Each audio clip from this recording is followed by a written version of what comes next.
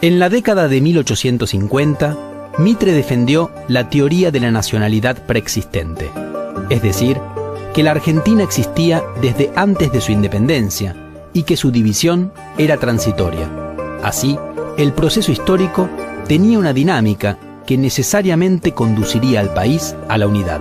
Esa unidad se garantizaba en el origen, la Revolución de Mayo. Esa revolución era un acontecimiento propio de la ciudad-puerto, que había tenido un papel fundamental y entonces debía liderar la construcción nacional. Un 19 de enero de 1906 fallecía el general Bartolomé Mitre, militar, historiador, periodista, legislador, traductor y poeta.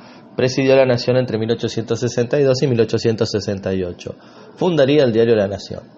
Para 1831 Mitre se trasladó con su familia a Montevideo, donde en 1836 se inscribió en la Escuela Militar de Montevideo, alcanzando el grado de alférez. Fue también en aquel país donde publicó sus primeros poemas y escritos periodísticos, siempre en contra del régimen de Rosas. En 1852, luego de la batalla de Caseros y con el derrocamiento posterior de Juan Manuel de Rosas, Mitre fue uno de los líderes de la oposición porteña contra el Acuerdo de San Nicolás, que determinaba la forma en que se sancionaría la Constitución argentina de 1853. Por este motivo fue expulsado por Justo José de Urquiza y Mitre se refugiaría en Buenos Aires, donde lideraría el alzamiento de esa provincia contra el sistema federal, partiendo la Argentina en dos, la Confederación por un lado y el Estado de Buenos Aires por otro.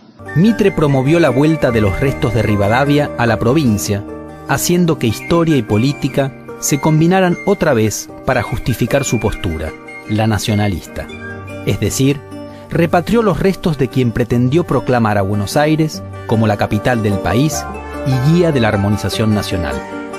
Para 1855 Mitre organizaría una campaña contra los indígenas, buscando las tolderías de los mismos más allá del arroyo de Tapalqué, al sur de la provincia de Buenos Aires. No le fue muy bien, ya que en su expedición el ejército de Mitre fue sitiado por indígenas, debió huir de noche y a pie, abandonando la artillería y gran parte de los caballos y habiendo sufrido 17 muertos y 234 heridos. En 1859 sería el líder del ejército provincial que invadiría la provincia de Santa Fe, ocasión en que enfrentó al general Urquiza en la batalla de Cepeda y que fue derrotado por él mismo.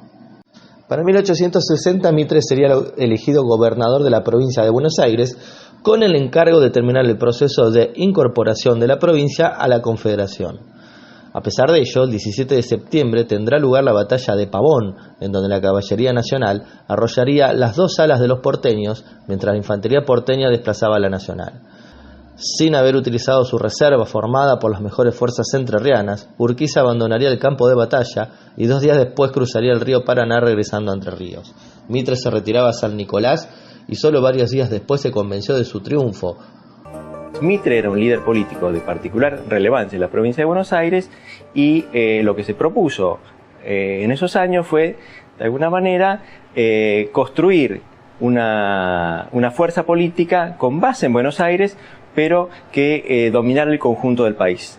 Y en alguna medida, algunas de las ideas centrales de ese proyecto tenían que ver con el ideal liberal. Pasado unas semanas y luego de la batalla de Pavón, el gobierno de la Confederación Argentina colapsaría y Mitre tomaría de facto el gobierno el 12 de diciembre de 1861, bajo el título de gobernador de Buenos Aires encargado del Poder Ejecutivo Nacional. En agosto se realizarían las elecciones presidenciales y el 5 de octubre se reuniría el colegio electoral, eligiendo por unanimidad a Mitre como presidente constitucional de la Argentina. Como vicepresidente lo acompañó Marcos Paz. Mitre asumiría la presidencia el 12 de octubre de 1862.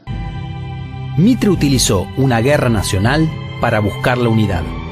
Mantuvo una alianza con quienes habían combatido a Rosas, el Imperio brasileño y el Partido Colorado uruguayo. Y en 1865 lanzó junto con ellos una guerra con el Paraguay. En distintos lugares de Argentina hubo resistencias fuertes contra esa decisión. La guerra del Paraguay fue un suceso terrible para la historia de aquel país, en donde las fuerzas unificadas de la Argentina, Brasil y Uruguay hicieron que aquel país colapsara, que los aliados invadieron en abril de 1866. Durante los 2 años siguientes, la campaña consistió exclusivamente en una continua lucha de posiciones en el extremo sur del país. Las sangrientas batallas de Tuyutí y Curupaití fueron seguidas de un periodo de inactividad, causado principalmente por una epidemia de cólera que causaría miles de bajas en ambos bandos. El proyecto de Mitre encontró oposiciones en el interior y en Buenos Aires. Los federales de algunas provincias resistieron la intromisión porteña. Acusaban a Mitre de continuar el programa de los unitarios. Fueron vencidos y en ocasiones masacrados, como ocurrió con las fuerzas del riojano Chacho Peñalosa. Tras la muerte del vicepresidente Marcos Paz, víctimas del cólera, Mitre regresaría a Buenos Aires. Bajo la dirección brasileña, la resistencia paraguaya en el sur fue vencida. Al momento de bajar Mitre al gobierno, se iniciaba el ataque brasileño a Asunción. Para febrero de 1873, Mitre fue postulado como candidato presidencial por el Partido Nacionalista, pero fue derrotado por Nicolás Avellaneda. Acusando al gobierno de haber falseado los resultados, los partidarios de Mitre se preparaban para una revolución. La misma estallara el 23 de septiembre de 1874, cuando Mitre estaba en Montevideo. En 1880, el general apoyaría una nueva revolución, durante la cual el gobernador Carlos Tejedor se pronunció contra la victoria de Roca en las elecciones presidenciales. Tras la derrota de las fuerzas porteñas, este lo nombró comandante de las fuerzas provinciales con el único fin de pactar un alto al fuego. Logró firmar con el presidente Avellaneda un acuerdo por el cual se otorgaba una amplia amnistía a los rebeldes, se aseguraba la renuncia de Tejedor y el reconocimiento de la elección presidencial de Roca y la federalización de Buenos Aires, y el Congreso así lo decidía.